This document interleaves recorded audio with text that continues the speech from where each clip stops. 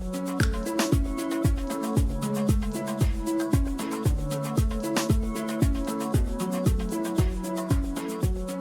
right, everyone, welcome to the Tennis.com podcast. I'm one of your hosts, Nina Pantic, joined in this episode by co-host Irina Falcone. Hey guys, how's it going? Our special guest this episode is USTA coach Andy Gerst. Andy, welcome. Thank you, guys. Thanks for having me. Let's start off with our favorite question these days. How's your quarantine life going, and where are you, and what are you up to? Yeah, quarantine is interesting. It's kind of become the new normal. I'm hunkered down out here in Los Angeles, where I was born and raised. My fiance is finishing up her second year of law school right now. So I'm out here with her and definitely enjoying the extra time because my job certainly has me on the road a lot more often than right now. So enjoying the extra time with her. And it's definitely been a strange couple months. I'm enjoying the extra time to certainly kind of work on my craft and take the time to learn new things that I wouldn't normally have time to do otherwise on a more normal situation. But I certainly miss being out there on the court because that's what I love most. And certainly just trying to help the players get through this time as well. How are you improving your craft? No, it's been fun. Most recently I've been able to dive a lot more into data and analytics, which has been a lot of fun. Doing some kind of manual tagging of matches and then being able to go back and look at certain data points. And I'm trying to figure out for myself what are kind of the key data points that I'm going to look at in a match that might reflect on the player that I'm working with. That's been fun, working a lot with our video software and learning my way around that. So that's been very cool. Doing a bunch of different webinars and talks and just trying to learn as much as I can, reading books, thanks to Irina's recommendations. So yeah, just trying to read and learn as much as I can. I can attest to two things, one of them being the analytics thing, because just recently we were doing a call with Andy and one of them was like, all right, I want to know how many times you're returning to the forehand and you win the point, or, you know, how many times you're serving and you get a backhand like first ball. And like, it's just one of those things where you don't really think about that you should know the analytics to, but actually seeing it in video and, you know, honestly, it was a very nerding out kind of moment. And when he was telling me all these things, I was just like, wow, you're geeking out so hard, but really cool. Thank you for this information. And yes, Nina, you'll actually appreciate this. I told Andy about Shantaram, which I know you told me about. And he just started and he told me, he's like, the book is crazy. The guy's crazy, but I'm excited. It's a long book. You have a long journey ahead of you. Awesome book. Yeah, no, and I think that's stuff that's maybe more important for me to know. That might be too much information for you or for a player to know, because I don't know if you need to be thinking about all that stuff, but it's certainly a great coaching tool for me to look at and reflect. But I know how much you love to break down the game and everything, so that's why I might share a little bit more with you than normal. But it was certainly a fun nerding out experience for sure. I want to establish for everyone first, before we get too deep into this, your guys' relationship. So Andy, you're USTA coach and you've been working with Irina based out of Nona. What's your guys' relationship? When did you guys start working together? Describe it for us so everyone's on the same page. Yeah, so just to kind of backtrack one more small step. So I took this role kind of as, we call it our head of Team USA. It was Kathy Rinaldi's role prior to mine. And it's mostly to manage the relationships with all of our players that are kind of like right on the brink of breaking into the top 100. And so really cool position, really unique position. And I feel very fortunate to be able to do it. I feel extra fortunate because I get to take a couple players under my wing a little bit more full time. And Irina has been one of them. So on the one hand, I feel sorry for her that she's not with one of our more qualified coaches that might, but no, it's been an absolute pleasure working with her. And she's certainly been someone that I've respected for a long time from a distance, being on the tour, working privately for the past couple of years. So it's been a real privilege working with her. And we've been working together for probably about 6 months now. It's been a crazy 6 months. a lot's happened. But yeah, we kind of started together right before the preseason and got to spend a great preseason together in Lake Nona and got to know each other and got the year started together. And it's been a real treat. I know I'm certainly learning a lot, and I hope she's learning a little bit from me too.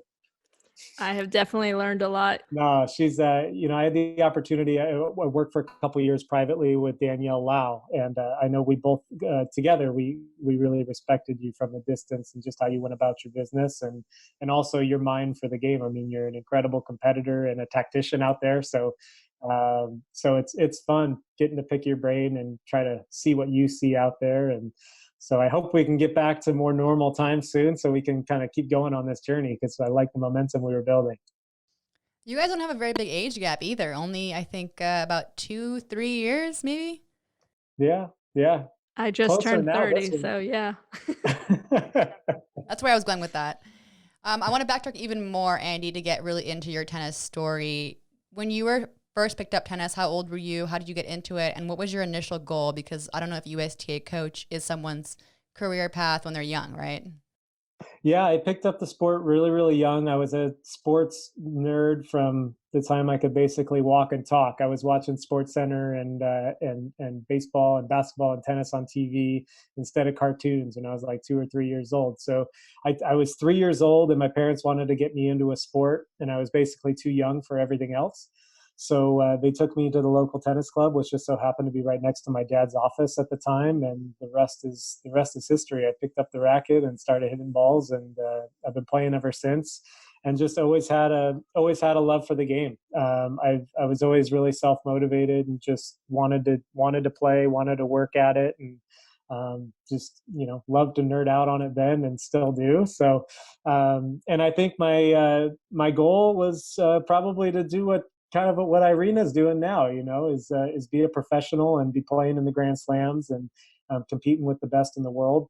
That life didn't go that route. I got to play a little bit professionally, kind of on the futures and challengers circuit, but then quickly, as I got older, like in my teenage years, I kind of thought to myself that coaching was something that I would want to do, just for with my love of the game and just how much I like to learn and be immersed in sports. And so I always, kind of from that point on, knew I wanted to be a coach. Never thought I would be working for the USTA or anything like that. That totally fell into my lap. And again, I feel super, super blessed that it did. But yeah, started coaching shortly after my playing career, and been at it ever since. During your playing career, I know that we talk about, all the things that it takes to be a professional and, how much work ethic it takes. What kind of made you get to the decision that you wanted to stop playing professionally and move on to the coaching world? Yeah, I gave I played in college, and I when I finished up at Cal Poly San Luis Obispo, which is where I finished and got my degree. Um, I kind of always thought I would play, but by the end of my collegiate career, I was really burnt out, and so I got into coaching. I was the assistant coach for our women's team there, and one of the reasons why I took that job was I had the opportunity to work for the guy who's basically become my biggest mentor. His name's Hugh Bream. He's a tremendous coach and is now recently retired, semi-retired. He can't totally get off the court, but he's no longer coaching the women's team there. But we coached the team there that year as I was finishing up my degree, and I just had an amazing time. And during that year, my love for the game and love for playing came back, and I also learned a little bit. I always thought that I was fully committed to the game, but I kind of realized as I took a step back and coached, and also got an opportunity to learn from Hugh, how much more I had to give. And that was basically my goal when I set out. Was I said, look, I want to play. I want to really give this all that I've got and commit fully, and be a pro and see how far I could get. I knew I was going to have to work at it. I knew I wasn't one of the top players in the nation in college, so I knew it was going to take some time and it was going to take some money to do it. And so I set aside a little bit of money to go play, and started kind of grinding away at the futures and challengers circuit. And I was playing. I went over. I traveled to Thailand, and I'm giving you the long story. I apologize, but I'll come back. Um, I went over to Thailand on my first big trip. I had saved up money from playing a summer of open tournaments, and made some money and used that to travel over there. First tournament over there, I qualified. I picked up my first 2 points, and then on the way to the next tournament, my two buddies that I was traveling with and we rented motorbikes and went around the biggest national park in Thailand. And at the end of that day, we ended up tipping our bikes. I got into a motorbike accident, tore the ligament in my knee, and ended up right after picking up my first points. I had to take basically 4 or 5 months off and rehab my knee. So I kind of had this whole plan of I had saved up money and was going to try to use that to go play. And so there was a huge wrench kind of thrown right into that. so I went back. I rehabbed my knee. I ran out of money at the time because I couldn't go play, and I was fortunate enough. A cousin, one of my dad's cousins, lent me a few $1,000s to go try to kind of get my career back up and going. And I kind of went out and competed at about 70%, and did my best, but just didn't really have it in the tank. And kind of by the end of that summer, so gave it a little over a year, and I kind of reached this junction where I was going to have to kind of raise more money to go out and keep playing. And I knew then I was starting to kind of find it again, but it had been a year, and so I was starting to build a little bit of momentum. But I basically reached this junction where I had to try to go raise more money and take, basically get it loaned to me, or get into coaching. And I kind of had a great coaching opportunity just fall into my lap. I had the opportunity to go be a assistant coach at Florida State for the men's team. A buddy of mine was going to take that job, and ended up having to bail at the last minute, and the job totally fell into my lap. And I just kind of said, "Hey, this seems like the right thing to do," and jumped into it. So that's apologize for the long story, but that's kind of how I ended up. It just kind of happened. So, but I'm glad it did. Everything happens for a reason. Everyone's story is so different. That's one of the most interesting, different stories I've seen, just because of the motorcycle accident, for sure. But we've heard a lot of stories from players and how they find themselves in certain situations. But in my stalking of you, I noticed you were somehow connected with Tennis Warehouse, deeply connected. And you were a web editor and product tester for about 5 years. How did that play into your journey? Because that is one of the coolest sounding jobs I think I've ever heard of. It was definitely, I always say it was a tennis nerd's dream job. I loved it. So Tennis Warehouse is based out of San Luis Obispo, California, which is where I went to Cal Poly. And I kind of always say every little junction and twist and turn in my life has just happened by total chance and luck. And I feel super fortunate to be where I'm at. I went down to Florida State, and I was the assistant coach there. And to backtrack a little bit, so that year that I was playing, I developed a relationship with Tennis Warehouse during college, because that's where I was. They were based out of the same town, and they were pretty heavily involved in our tennis program. And so when I was playing, I needed help, and they offered to sponsor me, and in return, I kept a travel blog for them. And so I did a lot of writing for them, and it was really cool. Kind of ended up being a journal for me on the road. Did some videos and stuff like that for them. And then when I decided, I was done, I went to Florida State. And then I was there for a year, was having a great time. We had an awesome team, and I really settled into things there. And then kind of in March or April of that season, Tennis Warehouse reached out to me. This position had opened up. The guy that was in it previously, I got promoted.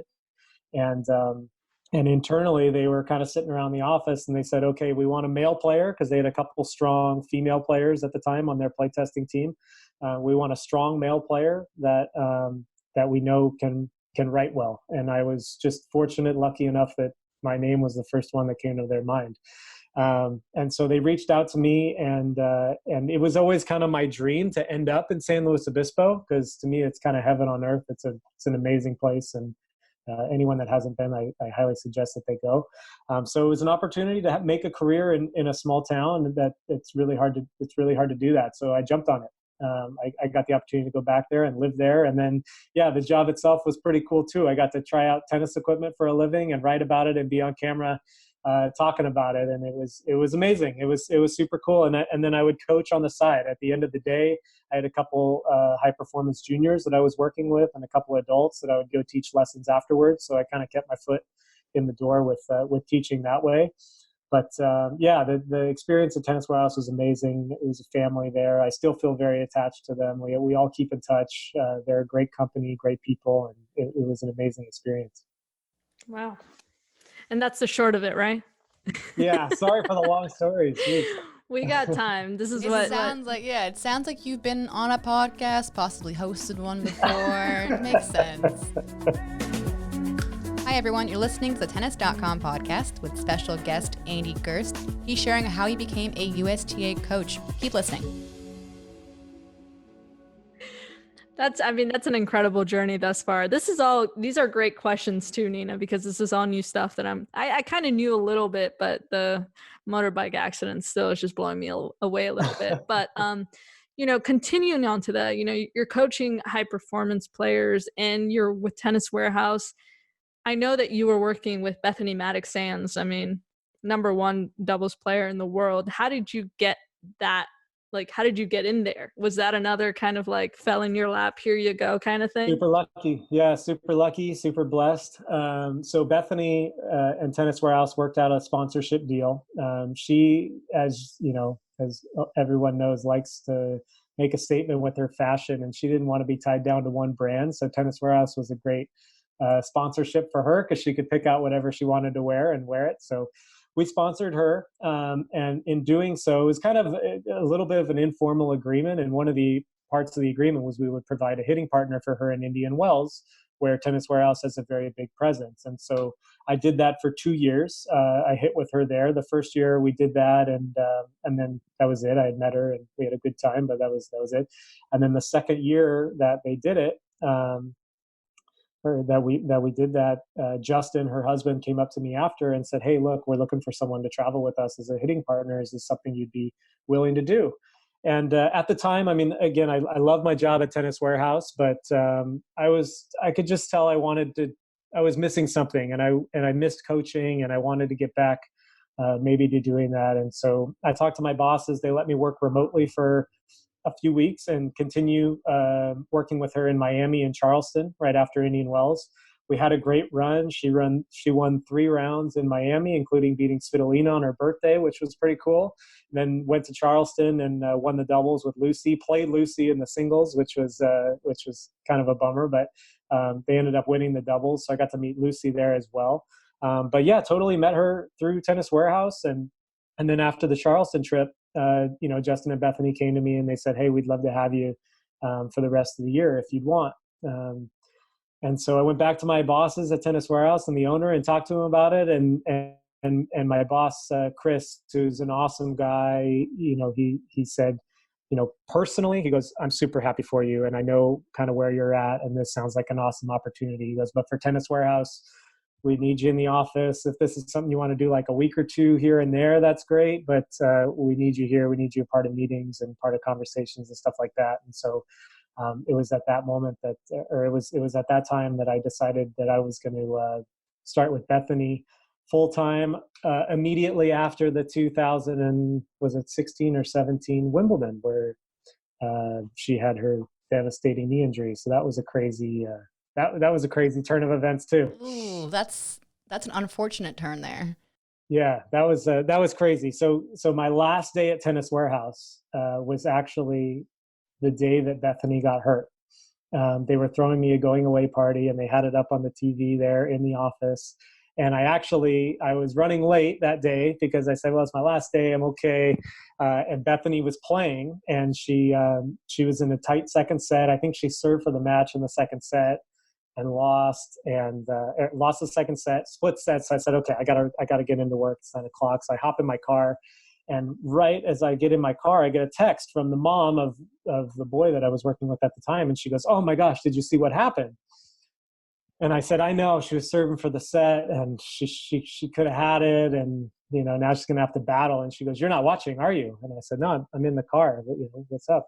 And she sends me a picture of her TV where the ambulance is out on the grass, and I'm like, "Oh my gosh," So as soon as I walk into the office, my whole office is watching the TV, and I walk through the door, and everyone's head just kind of like turns to me because they knew that's what I was leaving and going to be working with her. And so my boss just kind of said, like, "Well, half kidding, like, hey, you can have your job back if you want." And so yeah, that was a crazy week when that all happened.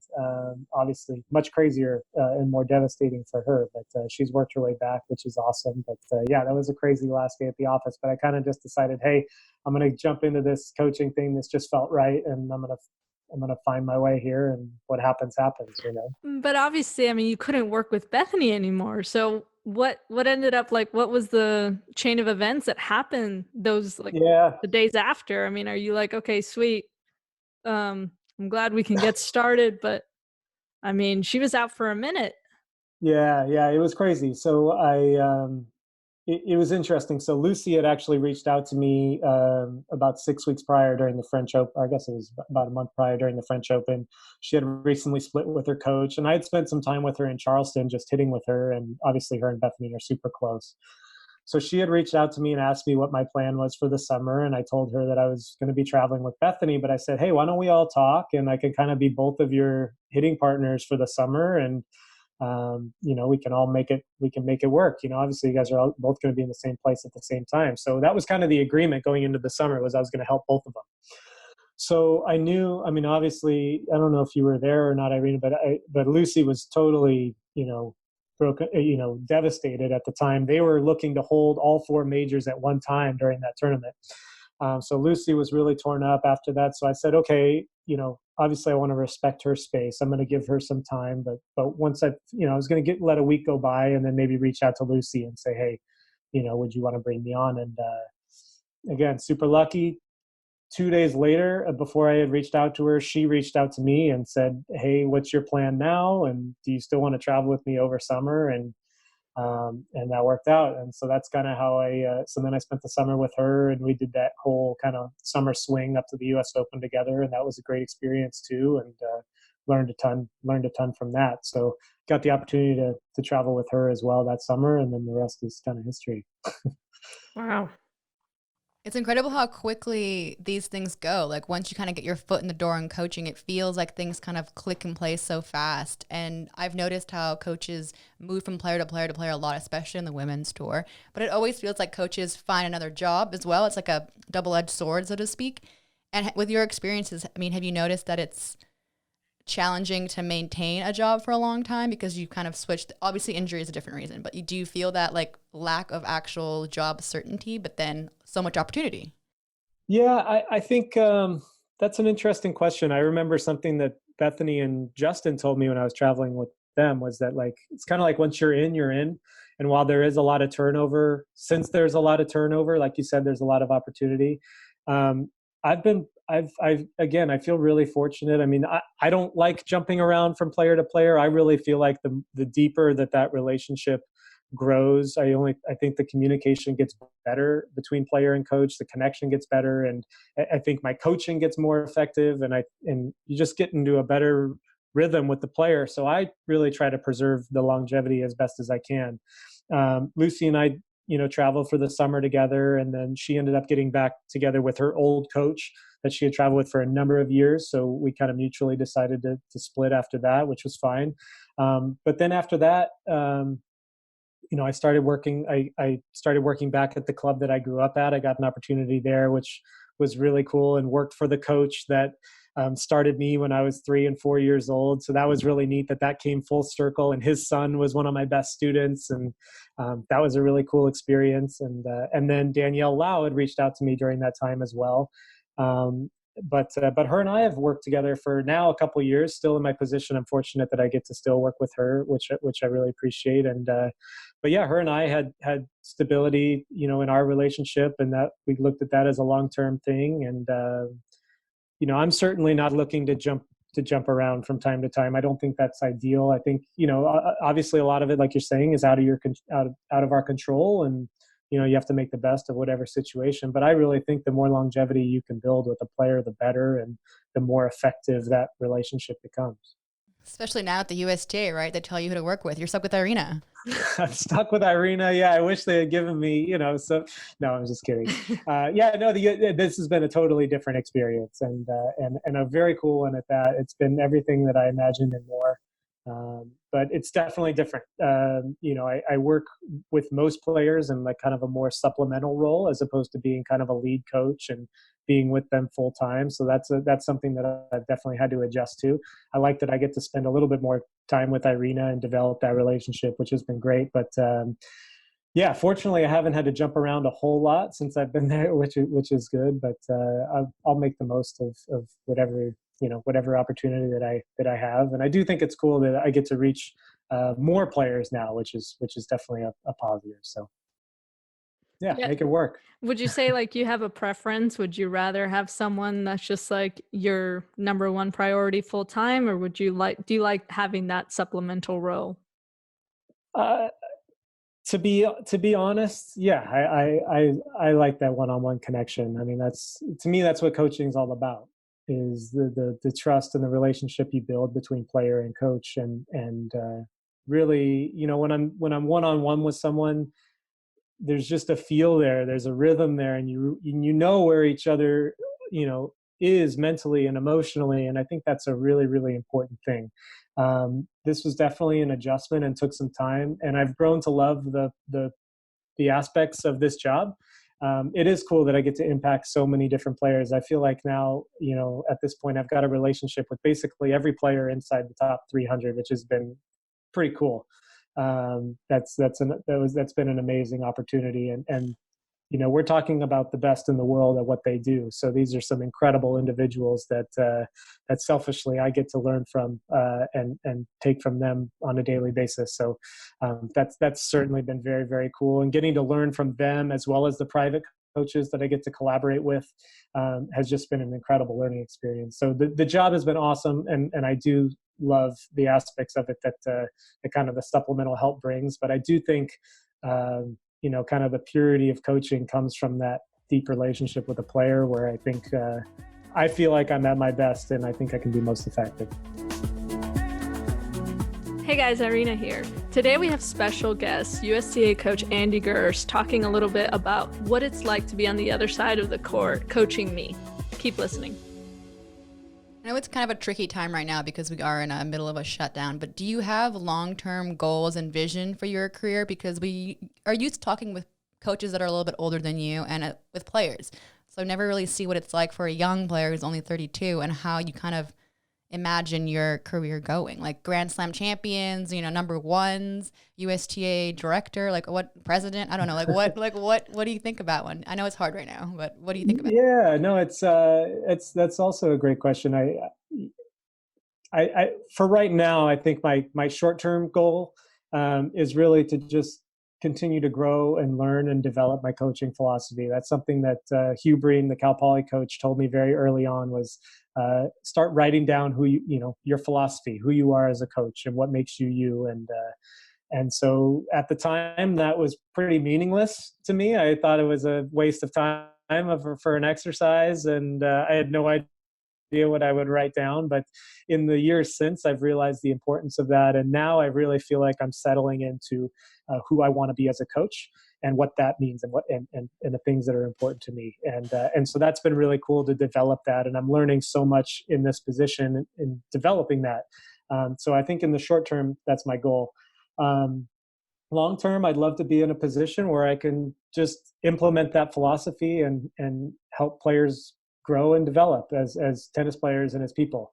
I've learned through my life that every twist and turn has been completely unexpected and out of the blue. So for me to try to plan ahead, I'm a planner and I love to plan ahead. And my fiance gets frustrated with me as I ask her all these future questions, because she's very much more in the present, and she's much better at that than I am. But also, just to be realistic, yeah, I mean, every job that I've taken has been totally out of the blue. And if you would have told me 3 months prior that that's where I would be, I would have thought you were crazy. So, and I also, what's been interesting is when I first started out, I thought I wanted to be a college coach. That was where I felt like I belonged. I love the team aspect. I love that age. I love the, just the camaraderie and everything. But I've been fortunate to be in a number of different positions at a tennis club, at a club working with juniors. I've been in college, and now I've been on the tour.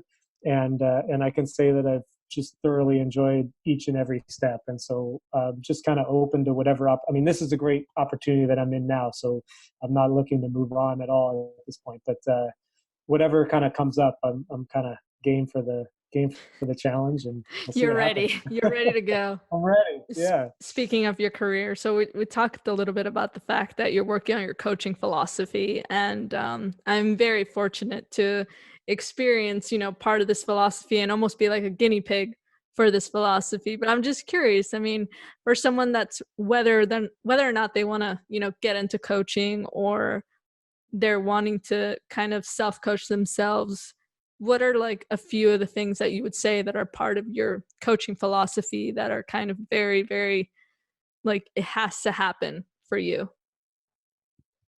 Um, Good question, Irina. I think what's I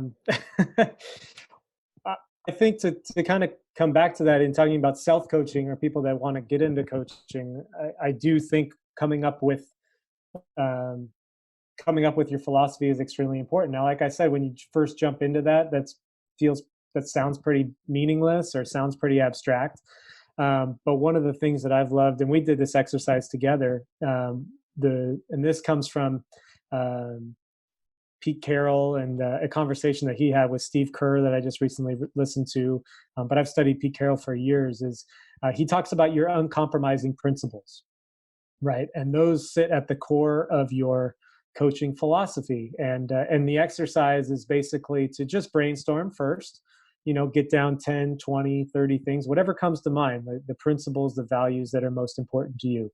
And then you look at those and you narrow them down to, a handful of them, four of them, and build out from there. And that way, the way Pete Carroll explained this to Steve Kerr when he was teaching Steve Kerr this was he says, you're going to be faced with tough times and adversity and emotional responses, in stressful situations.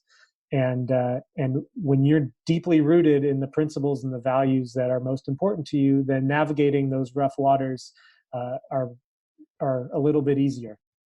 And so I would really encourage, and so in that, what we did, and again, you were my guinea pig, and I wonder, I'd be curious what you thought of it. Actually, I'd throw it back to you. Is I wanted you to think about what your uncompromising principles are as a player and as a competitor, and that way, when times get tough, or even right now, where it's weird, it's weird right now, but when you can kind of come back to you. But did you feel like as a player that was a helpful exercise, or do you feel like that's more of like a coaching philosophy thing?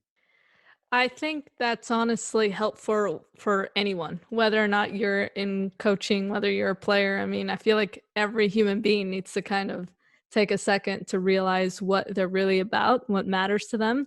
Because I think that's one of the best things you can do, like to communicate, whether it's a partner, your parents, your spouse, they need to know that. And if you have that communication, I think it's just easier for the relationship, because then there's never a question. There's never a doubt about it. Because I know for a fact that a few of your uncompromising, principles, and I know that I can hold you accountable to them, because it's like, hey, you told me this. Yeah, I'm I not want you to. right. Yeah. So I think Yes. that once you have that, no matter, like I said, whether you're a player, whether you just, no matter what, I feel like those are a few things that you just have to kind of look deep inside and figure out, hey, what am I about? What matters to me? What is important? And so, yes, I think it's a great exercise. No matter the person, no matter what you do in life, I think it's good for everyone. Yeah, I think it just helps you stay rooted and grounded, and then I think from there, as a coach, you build out, and the X's and O's, or the tactics, the strategies, the technique. I mean, that's all important. But I think the principles are most important, because that's who you are, and that's what you're going to be. And so I think that's what I would really encourage people to do. Is it's easy. Coaching, in my mind, is both a science and an art, right? The science is all the incredible knowledge that we can gather, all the data analytics, breaking down technique and breaking down tactics and strategy, and learning about the physical and all that stuff.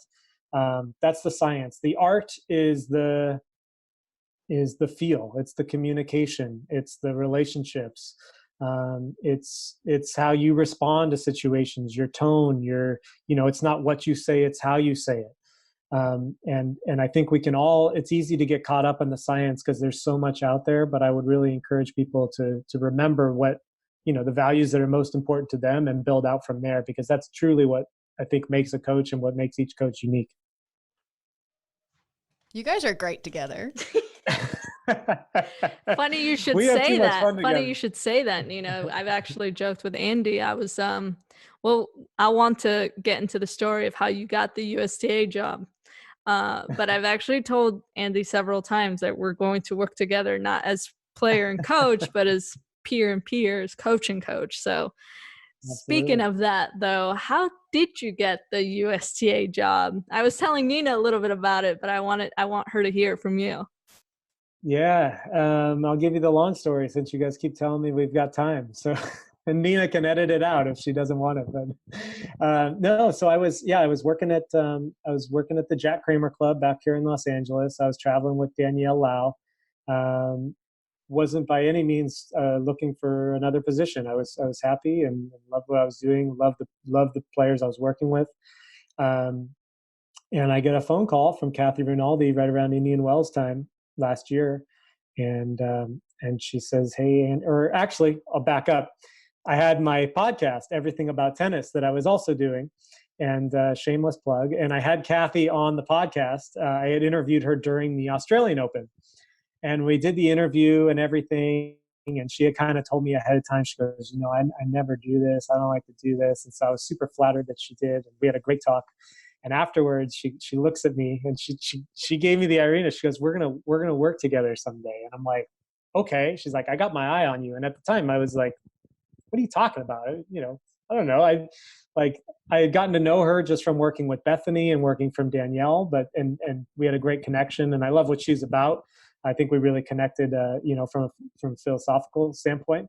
But I didn't think anything would come of it. But sure enough, I get a phone call around Indian Wells time, and she says, "Andy, I got promoted into the head of women's tennis, and I need someone to fill my old role, and I want it to be you."